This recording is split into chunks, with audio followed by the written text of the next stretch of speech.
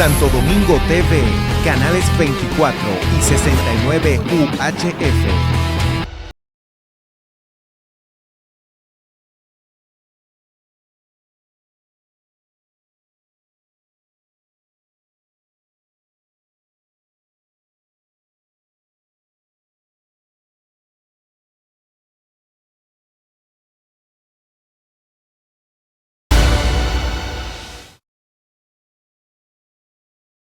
Yo tengo una Muy buenas tardes, amigos de Portavoz, un rayo de luz tras la verdad. Como cada viernes, Juan Pablo Ortega y José Hugo Samiese, como de costumbre, comentando las noticias de más actualidad de lo que va de la semana. Hermano, dígame, ¿cómo está esta agenda? América Latina está caliente, ¿eh? Está bastante movida, pero también el mundo en términos general. Aunque esta semana también para nosotros los dominicanos ha sido un poco importante porque ha habido varias cuestiones, entre ellas la propuesta de un plan fiscal de parte del gobierno y además es una semana aniversaria de varias cuestiones patrióticas, tanto este fin de semana, comenzando ayer, 11 de junio, que se cumplieron 94 años del natalicio del coronel Camaño, el líder de la Revolución Constitucionalista y presidente constitucional del gobierno de la República en armas de abril del 65. Camaño si no hubiese sido asesinado, vilmente asesinado por los esbirros del Balaguerato en febrero del 73, hubiese cumplido 94 años de edad en el día de ayer. Este fin de semana hay varias actividades, como el próximo domingo, en ocasión del aniversario, el 67 aniversario de las expediciones de junio del 59, comandada por Enrique Jiménez Moya, Delio Gómez Ochoa y José Horacio Rodríguez. Expediciones que vinieron constituidas por parte del exilio dominicano antitrujillista en contra de la sangrienta dictadura de Rafael Leónidas Trujillo. Vinieron una parte, llegó el 14 de junio por avión por Constanza y luego el día 20 en dos lanchas comandadas por José Horacio Rodríguez Vázquez, hijo de Juancito Rodríguez, llegaron por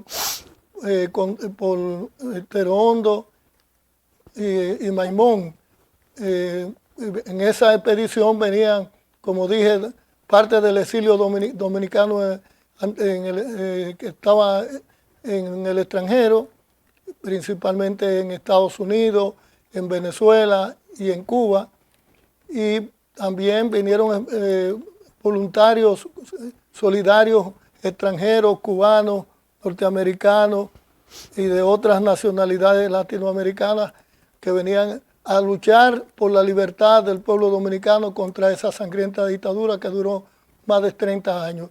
Esa expedición abrió las esperanzas para que el pueblo dominicano se levantara y comenzara a germinar la idea de luchar contra la dictadura por la libertad y el establecimiento de un régimen de democracia en nuestro país. Pero bueno, es cierto, es una gesta que despertó la conciencia nacional. O sea, vino después de la Revolución Cubana que estalló en América Latina todo un auge de lucha democrática contra toda la dictadura imperante en esos tiempos. Y en el país, viviendo bajo una tiranía también, la lucha de resistencia contra la tiranía creció. De ahí se produjo lo que fue ese movimiento 14 de julio, que encabezó Manolo Tavares Justo y Minerva Mirabal, y que fue determinante en gran medida en lo que fue el derrocamiento o el manicidio del tirano. El 14 de junio del 59 fue tan fuerte lo que es el legado de ellos, que hace 67 años, señores, el pueblo dominicano los recuerda con mucho apego, con mucho seguimiento, con mucho respeto a su sacrificio. como tú decías, este fin de semana hay varios eventos. Hay la puerta de un libro en circulación del Movimiento Izquierda Unida, con Delio Gómez Ochoa, sobre esa epopeya. También hay un manifiesto del partido Opción Democrática. Opción Democrática. Que va a hacer un manifiesto ese día al país, algo muy importante, eso en el hotel que está aquí en Caledonia, en el malecón.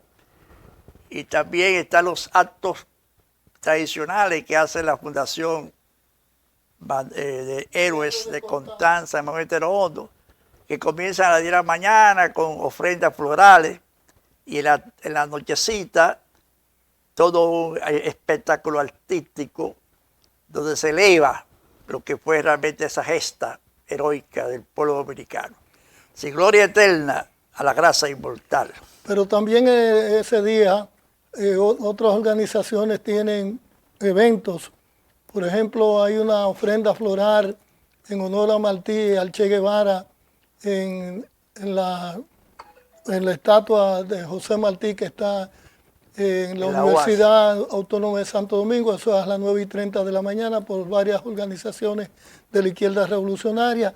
Y a las 10 también hay un acto de los compañeros del movimiento camañista y la fuerza de la revolución, una actividad en la cual van a anunciar el acuerdo de unidad de esas dos o fusión de esas dos organizaciones revolucionarias, que nosotros aspiramos que eso sea un ejemplo para la necesaria unidad de la fuerza, no solamente de la izquierda, sino las fuerzas progresistas y democráticas y verdaderamente democráticas del país, para construir un espacio unitario, popular y democrático para constituir una propuesta política electoral para enfrentar a la partidocracia reaccionaria que ha hundido al país durante más de 60 años. También hay un encuentro, también una convocatoria que hace la Fuerza de la Revolución. Ese es el acto. Es el acto que tú haces referencia. Sí, donde ellos van ya, de hecho, a presentar la unidad que se dio, la fusión que se dio en ellos. Un gran ejemplo que debe seguir así la izquierda pensando en unificarse. Y lo van a hacer ese día, el 14 de junio, en ocasión precisamente del aniversario de las expediciones de junio del 59. Así es. Bueno, ya vemos. Hay otras actividades ya, no hay otras actividades.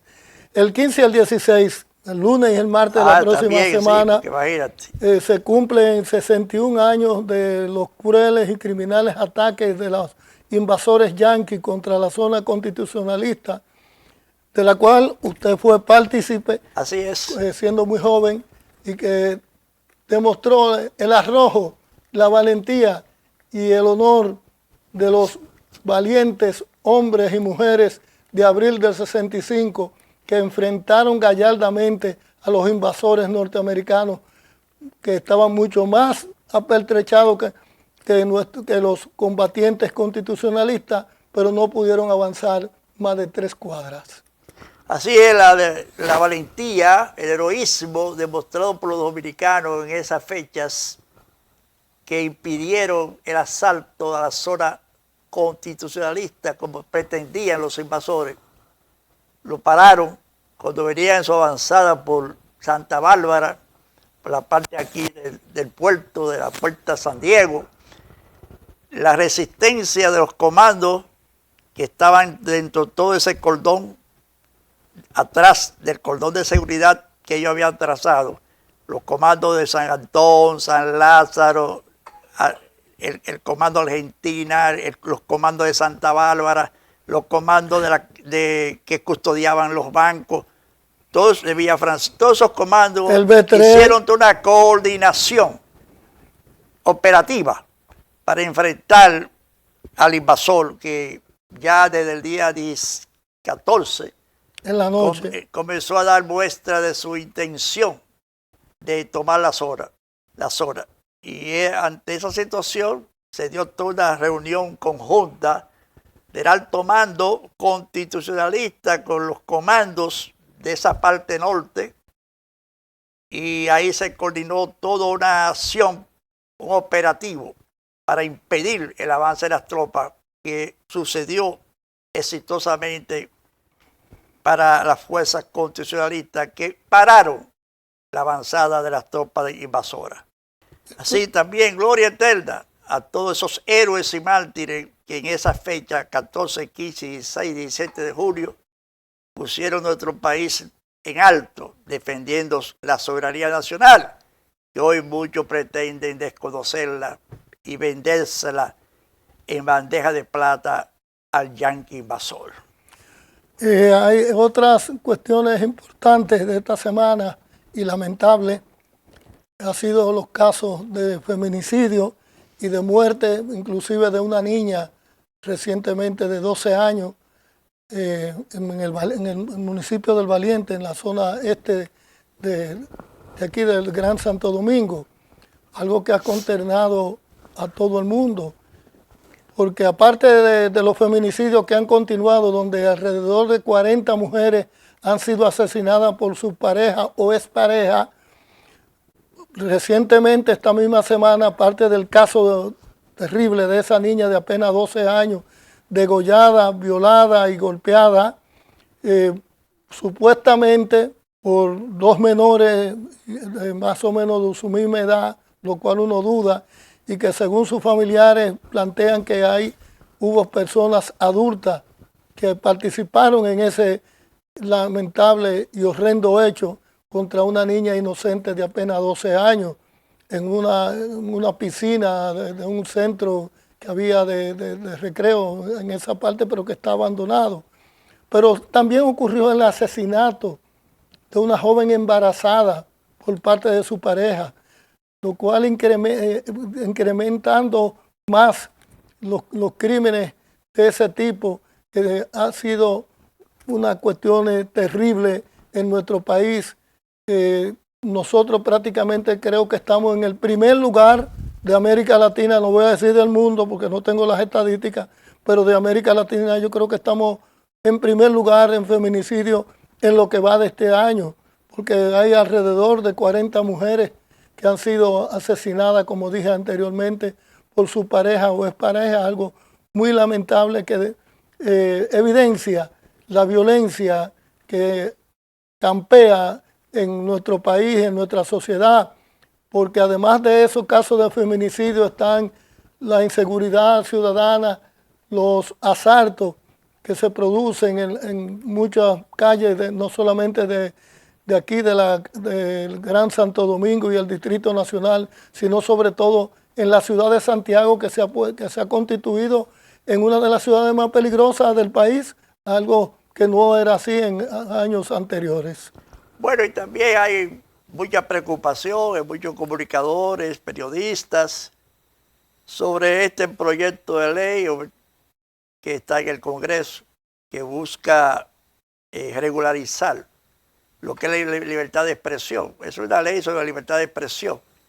Y esto ha puesto a muchos comunicadores, principalmente lo que más se sienten son los productores de estas redes sociales, en estas plataformas, que están sumamente rebeldes a aceptar ningún tipo de mordaza, como le llaman, a lo que ellos entienden que es su libertad de expresarse, tal y como lo consagra la Constitución de la República. Y entonces eso ha habido un gran debate estos días, que bueno, el Congreso incluso hay una senadora, creo que es, que presentó un proyecto para modificar el Código Penal en ese sentido también. También la señora embajadora de los Estados Unidos ya también quiere meter sus narices en asuntos internos. Pero hace tiempo que lo está haciendo, compañero. Y ahí ella también se expresó de que no hay república sin libertad de expresión. De hecho, le hemos visto intervenir en muchos asuntos internos y lamentablemente he visto también, oído a muchos comunicadores poniéndola a ella como una señora reina del país, como una protectora del pueblo dominicano y sus demandas más sentidas. He visto muchas de estas personas, principalmente las que están sometidas por difamación, injuria, que le aplauden este tipo de intervención en los asuntos internos del país. Ya lo hizo con el caso de la justicia, En el caso el caso de El Penco y del otro que fue Ajo Peralta. Peralta, que fue Se le dio sacado uno al lugar del expediente. Eso después que el embajador habló, los jueces actuaron. Hay también una condena que se le aplicó de 1 año y 5 millones de pesos a la famosa comunicadora La Tora, que bueno, ella acusa al señor Goris, diputado, de ser una persona ligada al bajo mundo. Ella no teme decírselo en su propia cara, como sucedió ayer en el juicio cuando la condenaron. Reiteró su creencia de que esa persona se dedica a esas malas prácticas. Y bueno, es dueño de banca de apuestas, sí, de todo, cuestión de apuestas, más, de todo. Tú sabes que el Congreso está lleno de eso. Sí, de banqueros, tanto de lotería como de banca deportiva. Esos son los que legislan en el país, los banqueros, los riferos, narcotraficantes, esos son los que... Y los mafiosos del transporte. Los mafiosos del transporte. A ese nivel ha llegado nuestro Congreso. Vamos a una pausa y retornamos con más comentarios a propósito de ese y otros hechos importantes que debemos comentar con ustedes.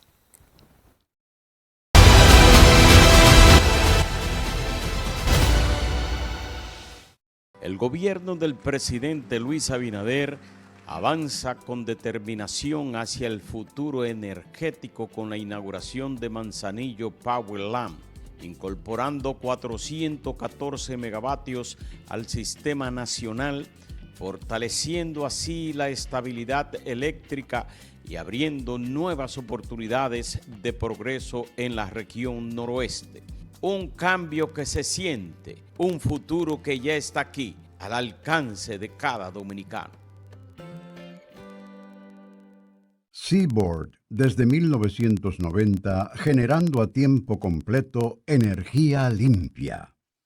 Seaboard, apoyando el desarrollo sostenible y comunitario del río.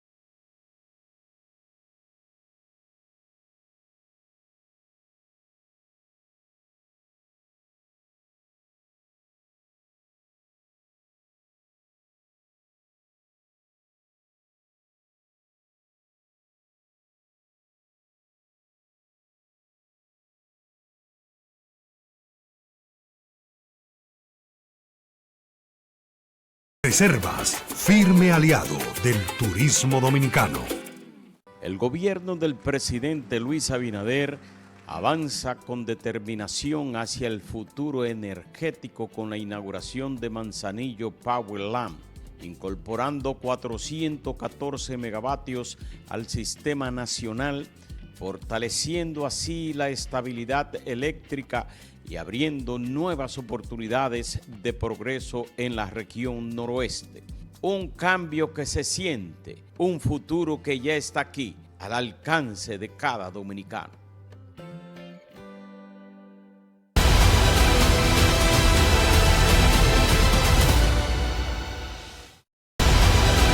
Habla sobre el reajuste ese. Me dice. Bueno, aquí volvimos. Aquí estamos de nuevo y vamos a analizar lo que es el proyecto de reajuste. El plan fiscal que el gobierno depositó en el Congreso. Creo que es un paso importante que lo haya depositado el Congreso. Eso permite que se haga vista pública y se conozca más abiertamente todo lo que es los propósitos fiscales que persigue el gobierno. Que bueno, el anterior fue completamente rechazado y tuvo el gobierno que retirarlo. Pero como es más asequible aparentemente, porque algunas demandas que se exigían, principalmente quitarle el anticipo a las micro y pequeñas empresas, sí, se le eliminó. Y eso es un paso importante porque eso va a permitir un crecimiento mayor en esas micro, pequeñas empresas y medianas empresas. También se afecta al gran capital, las grandes ganancias. Se deja estable el 18% del ITEVI. O sea, en sentido general, visto así, es menos traumático que aquel que fue rechazado, que el gobierno tuvo que retirarlo. Pero vamos a ver qué sucede en el camino con este debate que seguro va a generar en el Congreso este plan, este proyecto de reforma, de reajuste fiscal que hace el gobierno. Realmente uno no puede emitir un juicio de valor con todo el sentido desde el punto de vista económico sin analizar a más profundidad estas propuestas que ha presentado el gobierno y que, como usted dijo, van a ser sometidas al Congreso y que tendrá uno y los diferentes sectores de la vida nacional de analizar, pero dentro de esas propuestas hay algunas muy interesantes, como es el asunto de la indexación del impuesto sobre la renta a los salarios, que se va a llevar actualmente creo que de 34,000 y tanto a 39,000, casi a 40,000, 39,000 y pico. Debería ser mucho más, pero en las circunstancias actuales de la crisis económica por los conflictos a nivel mundial, ese es el argumento que levanta el gobierno para no pasarlo de ahí a los salarios que llegan hasta casi los 40,000 pesos. Debía llegar a 40,000 pesos, por lo menos. Ponerlo por lo menos ajustado a la canasta familiar. Sí, eso es lo que se plantea, que son 52,000, creo que 54,000 pesos, es lo que se plantea que debe ser la indexación del impuesto sobre la renta, pero ellos lo llevaron hasta 39,000 y tanto. También hay otro asunto, es algunas reducciones de algunos impuestos, por ejemplo, a la cuestión sucesoral, que estaba en un 25%, eso es cuando muere el padre o los familiares. En mi caso, por ejemplo, mis hijos tienen, si yo me muero, las propiedades que yo tengo, la única propiedad que nosotros también familiar que tenemos, antes el gobierno le cobraba un 25% y lo están reduciendo creo que a un 3%, si mal no recuerdo. Son medidas que de una u otra manera palean, afectan menos a la clase media y a la más de abajo. También se plantea eliminar o perseguir la evasión fiscal, que ese es un gran problema para todos los gobiernos. Eso es lo que hemos mejor que tiene tenido. ese proyecto. Ese es un problema que preocupa bastante porque la evasión en este país es muy alta desde hace mucho tiempo. El gobierno planea con ese plan lograr acumular o conseguir entre 40 y 50 millones. Pero Ojalá. hay también, Juan, en este sentido, un problema que creo que el proyecto no lo presenta. Esta situación de el trabajo informal, que está en más de un 60% en el país. Sí, Y que esa persona que se gana la vida en la calle y con negocios en su casa, o sea, que no pagan impuestos de ningún tipo, esa gente, obviamente, hay que buscar la manera también de regularizar. Parece que eso es parte de la eso, medida que van a tomar contra la evasión fiscal. Sí. Porque, como usted dice, el negocio, la labor informal, el trabajo informal, no paga impuestos. No paga impuestos. No paga impuestos. Entonces hay que buscar la forma de que se recaude. Pero también nosotros entendemos que a las grandes empresas, a los grandes emporios, deben ser también fiscalizados y penalizados con impuestos, porque son los que más. Nosotros, clase media y los de abajo, somos porque vamos cargando pesado. Evaden el fisco lo que supuestamente pagan impuestos, pero se lo buscan siempre para pagar menos, Sí, con doble contabilidad. Exacto. Bueno, por ahí hay unos negocios. Esa es la ilusión fiscal. Que no aceptan tarjeta. Cuando tuvo un negocio que no acepta tarjeta, ese está evadiendo. Hay muchos y aquí hay negocios. muchos negocios así que no aceptan tarjeta de crédito. Entonces, bueno. Mira, en el proyecto o en el anuncio que se hizo ayer, no se habló de esa parte de la ilusión fiscal, donde se usa, muchos comerciantes y empresarios usan, como usted dice, muchos trucos para evadir, pagar los impuestos que le corresponden, pagar del impuesto sobre la renta. Y esa es una parte que debe ser incluida en esa propuesta presentada. Mira cómo le dicen a uno, Juan, no sé si tú has tenido esa experiencia. Si tú vas a comprar, por ejemplo, una casa, un carro, o cualquier lugar, cualquier mercancía, una nevera, le dicen usted con tarjeta o sin tarjeta. Sin tarjeta. Si la pagas con tarjeta te cobran más. Te cobran más. Te cobran más. Y sin tarjeta ellos te cobran menos. Entonces ahí es que está la evasión. Y eso lo practican muchos negocios en este país. Suficientes negocios hacen eso. Entonces hay una enorme evasión fiscal. Entonces que en vez de apretarle la tuerca a los más pobres, a la clase media, lo que hay que buscar la manera de que todo aquel que tiene que pagar impuestos lo pague. Oye, el que recibe grandes ganancias principalmente. Claro. Pero aquí hay unos sectores que no se quieren tocar. En esa propuesta no está la eliminación de todos los incentivos que reciben ciertos sectores que ya no, lo necesitan, como es el caso del turismo. Era hace muchos años, cuando el turismo no tenía el auge que tiene en la actualidad, bueno, era comprensible que esos incentivos, sí, pero ya no tiene sentido. Por ejemplo, lo de Cacana y la región eso deben eliminarle todos esos subsidios de no pago de impuestos, etcétera. Y lo mismo en otras zonas del país. Y estoy poniendo el caso del turismo. Usted encuentra también grandes empresas que aquí lo subsidian el combustible.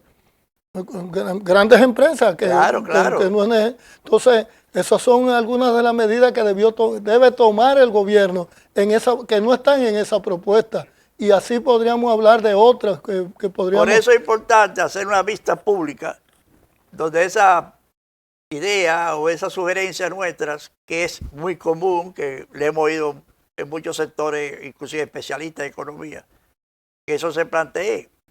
Porque que vamos a hacer una raya lineal para todos, que todos paguemos impuestos, pero que uno supuestamente lo pagan, pero entonces reciben los subsidios, que en gran medida lo que vienen a recuperar lo que han pagado de impuestos.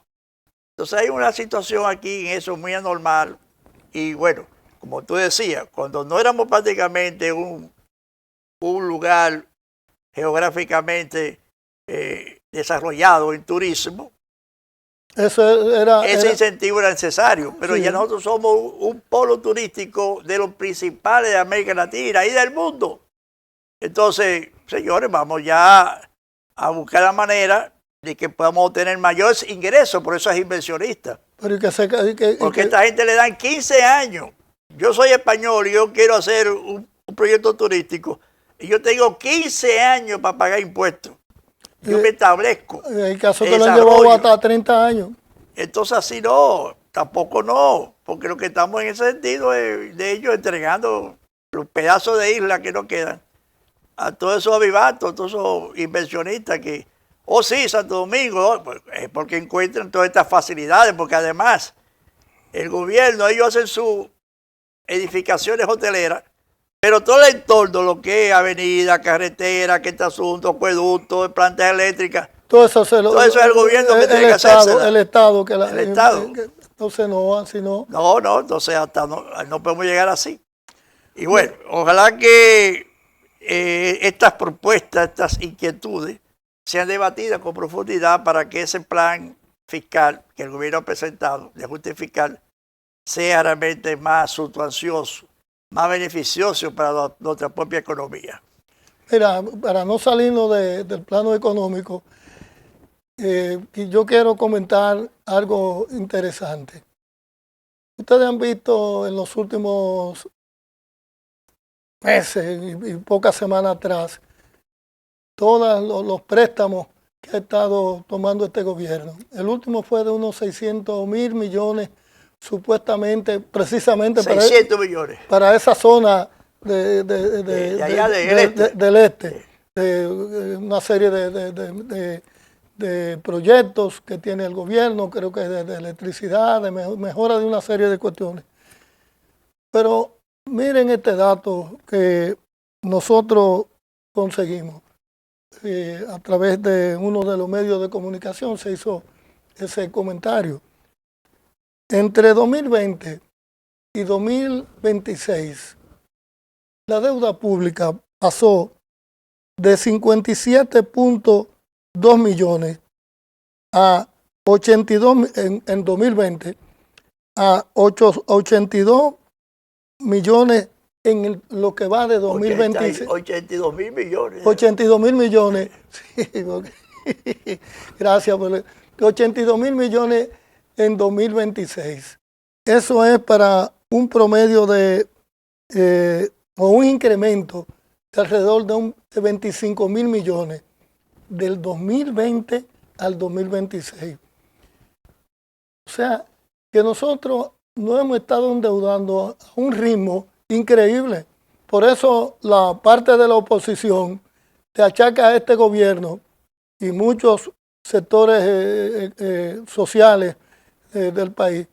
Este es el gobierno que más nos ha endeudado. Increíble en 6 años. El problema que dice algunos economistas, que no hay problema con los préstamos, se puede coger préstamos, el problema no es los préstamos, es los intereses que se van acumulando, y cuando viene a ver ya el Producto Interno Bruto ya se va a agotar, o sea, va a bajar a un nivel o a subir a un nivel que nosotros vamos a tener prácticamente un país. Una situación de desfavor. Completamente en quiebra. Entonces eso puede llegar, se puede presentar un momento. Porque no es que, cualquier gobierno hace un préstamo, pero no es pensando más o menos qué cantidad de intereses estamos nosotros pagando de deudas. Y en función de eso es que hay que pensar, espérate, ya hay que hacer un stop, porque estamos pagando más intereses de deuda que nos está afectando lo que es el Producto Interno Bruto. En gran medida, de ahí no podemos nosotros entonces tener un presupuesto que nos permita hacer nuestras grandes obras, más hospitales, más carreteras, de todas las cosas que el pueblo pide. Inversiones. Porque estamos atrapados ya. Gran parte de nuestro presupuesto se va en pago de deudas, de intereses. Y no solamente eso, según algunos datos estadísticos, la deuda pública, o sea, la deuda externa del país, está sobrepasando mucho más del 50% del Producto Interno Bruto, y eso es grave.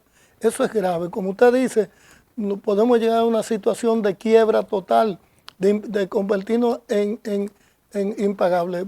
Vamos a ir a una segunda pausa y retornamos con otros comentarios de interés.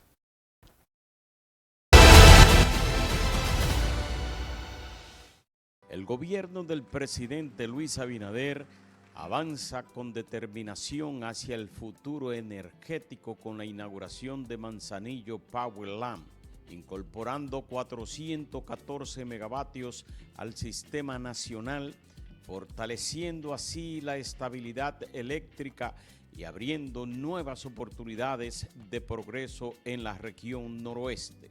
Un cambio que se siente, un futuro que ya está aquí, al alcance de cada dominicano. Seaboard, desde 1990, generando a tiempo completo energía limpia. Seaboard, apoyando el desarrollo sostenible y comunitario del río.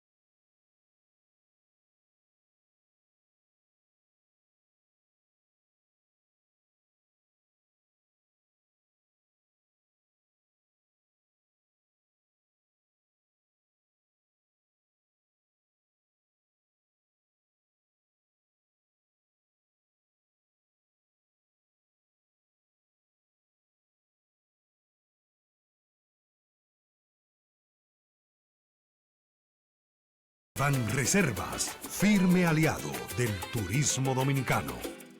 El gobierno del presidente Luis Abinader avanza con determinación hacia el futuro energético con la inauguración de Manzanillo Power Lamp, incorporando 414 megavatios al sistema nacional, fortaleciendo así la estabilidad eléctrica y abriendo nuevas oportunidades de progreso en la región noroeste.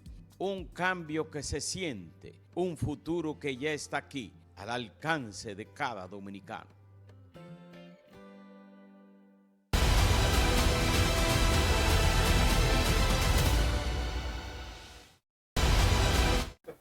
Es aquí ya.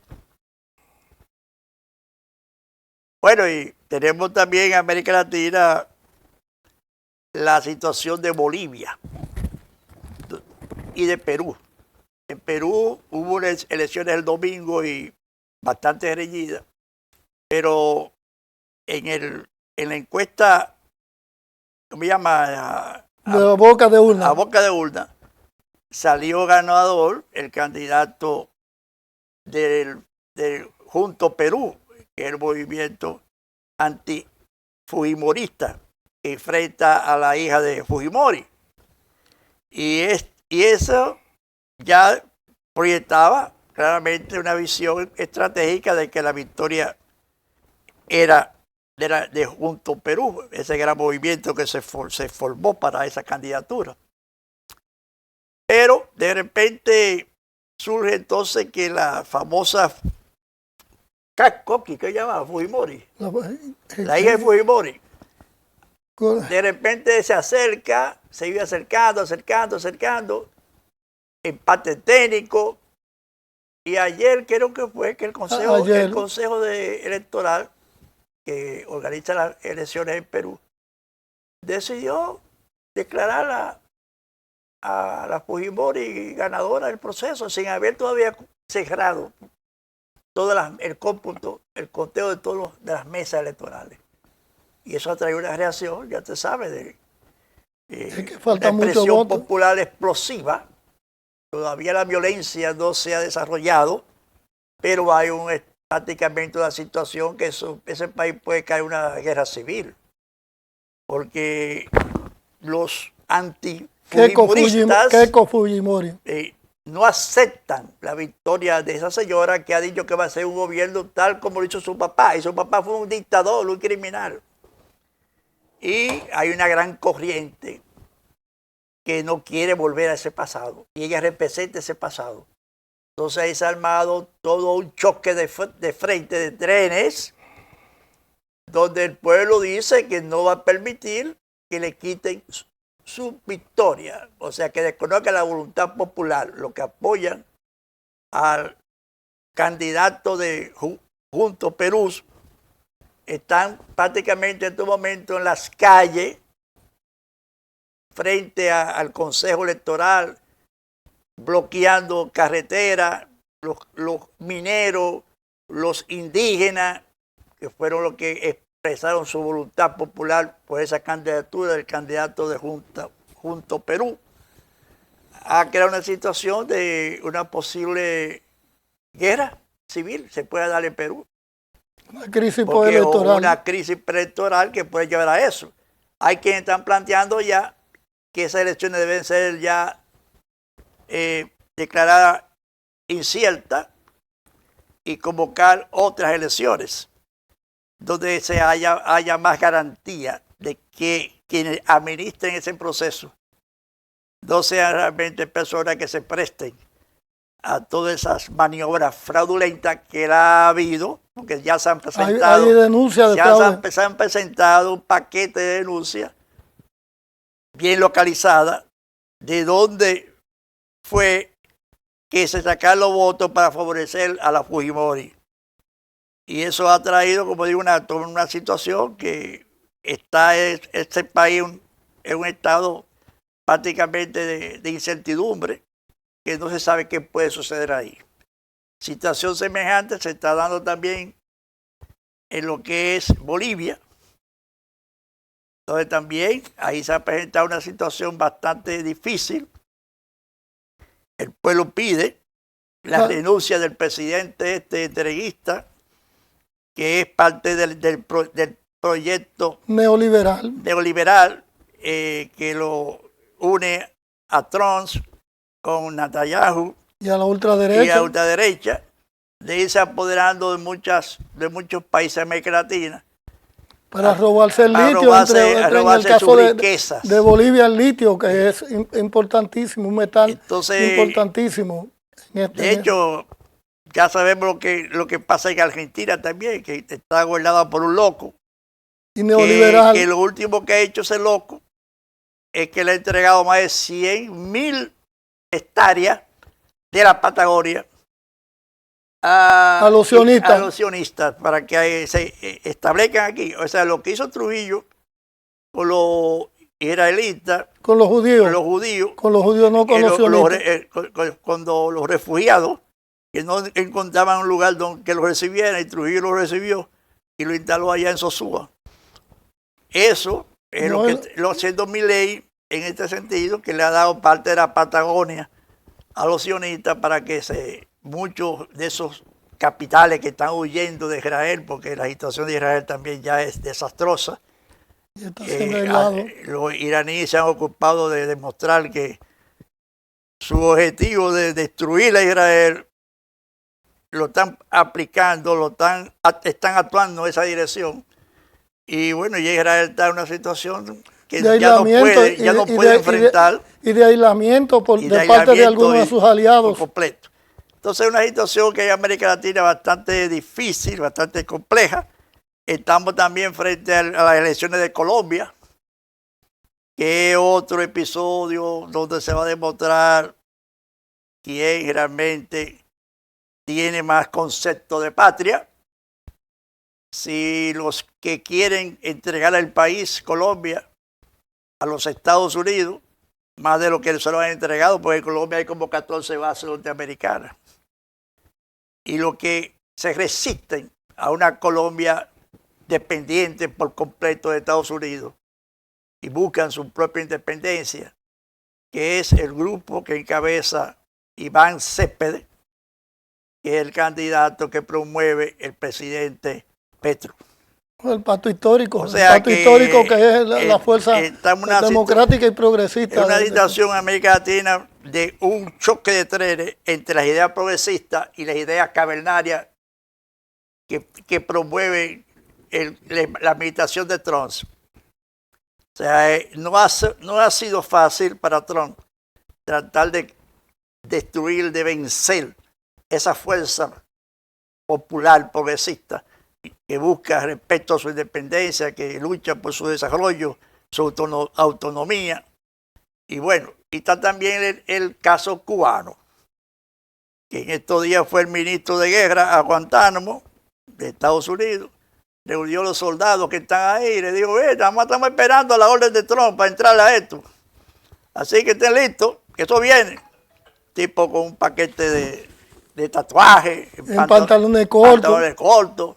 Y franelita. Franelita. Yo como militar, si yo realmente me respeto. Mi respeto total a la institucionalidad.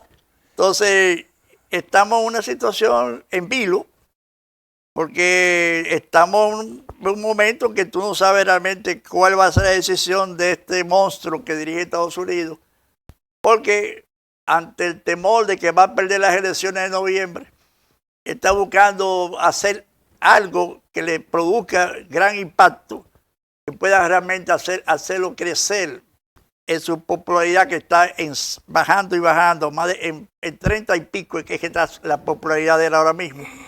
Entonces cualquier cosa puede suceder. Y el hecho es que Cuba, le puede pasar con Cuba lo que le ha pasado con Irán. Cuba no es un manguito, ni es Venezuela, que se compraron 2 o 3 vagabundos ahí y se prestaron a lo que fue esa captura, ese secuestro de Maduro. Y prácticamente después de ahí no ha pasado nada en Venezuela, sino toda una actitud bastante cuestionada por la actual administración de Venezuela, cediendo a las presiones norteamericanas. Pero en Cuba no, en Cuba hay otra situación. Hay un pueblo que sí ha demostrado todo un concepto de nacionalidad, de defensa de su patria, de su soberanía. Y de su dignidad. Y un ejército con experiencia de combate en muchas áreas, y que ya venció incluso a los Estados Unidos en aquella famosa invasión de Playa Cochino. Playa Cochino y Girón, Playa Girón. Donde, bueno, fue todo preparado por Estados Unidos y con los armamentos de Estados Unidos y todo, y no pudieron vencer al pueblo cubano y su ejército rebelde que supo enfrentar la agresión de ese entonces. O sea, no estamos hablando así. Además, no es fácil, porque Cuba también surge, el gobierno cubano, de parte de una revolución armada, popular, de guerrillas. Y meterse en Cuba, si logran de una otra manera mantener algún poder los invasores en Cuba, sería un estado completamente inestable, ingobernable, porque la resistencia iba a ser permanente y habrá guerra permanente en Cuba, lo que eso va a afectar a todo el Caribe, toda la región del Caribe en gran medida. Eso es más o menos un panorama bastante complicado que estamos viendo, a vuelo de pájaro, de lo que está pasando en América Latina, y que estamos antes de noviembre, que son las elecciones que va a determinar prácticamente lo que sería el futuro de Trump, de que podría ser si los demócratas ganan la mayoría del Congreso, podría ser hasta destituido. Y toda esa situación está poniendo a los propios Estados Unidos en una situación de inestabilidad e incertidumbre, y con una situación altísima de una inflación sigue para arriba, un disgusto que crece todos los días contra la administración de Trump. O sea, un panorama mundial bastante preocupante, que nosotros debemos mirarnos en ese espejo y pensar también con una política internacional más inteligente y no tan entreguista como la que tenemos. Bueno, ojalá y no ocurra nada de las amenazas que se ciernen sobre nuestro hermano pueblo de Cuba, y nosotros apostamos precisamente por la paz, no solamente en Cuba, sino en América Latina y el resto del mundo. Nosotros no queremos guerra, pero si agreden, van a recibir. Si lo agreden, que hay que defenderse. Correcto. Miren, lamentablemente el tiempo se nos ha terminado y esperamos vernos la próxima semana a esta misma hora por este mismo canal. Hasta el próximo viernes.